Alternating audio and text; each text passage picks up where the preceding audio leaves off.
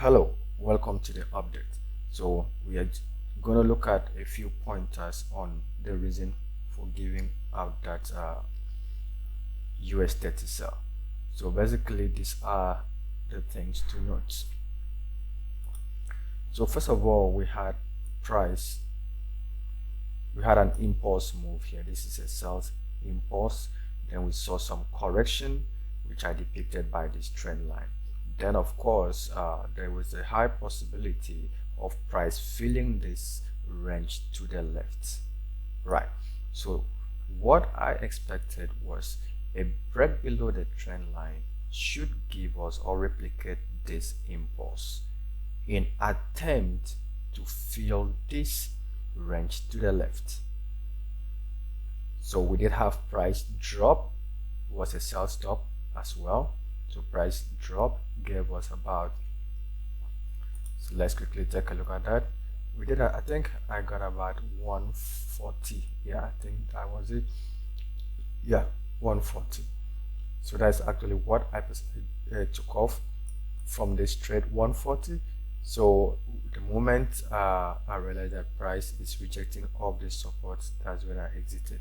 Okay, back to the reason for the trade. So like I said, a break below the trend line. I was expecting this impulse move. Of course, I knew there's going to be FOMC, which was going to bring volume to the markets. So the expectation was for price to continue bearish, which of course it did. So basically what happened, price reacted at the support, then FOMC came in, pushed price higher to retest previous high before finally dropping back towards the target we had. So basically this was the idea behind this trade. So this is what the update is all about, breaking down the reason or the idea behind every trade call, so that at least you can learn one or two things from it and improve upon your trading techniques.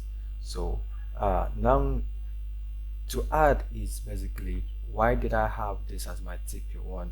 So of course if you take a look at the left hand side, there is an area of resistance right about there. So of course, as I always do, I always reduce my TP when it comes to target. So this being the rejection point, so of course I had to look at this resistance right at this point.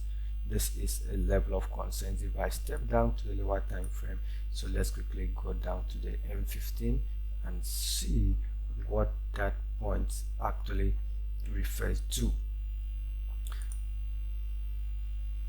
All right, so look at that.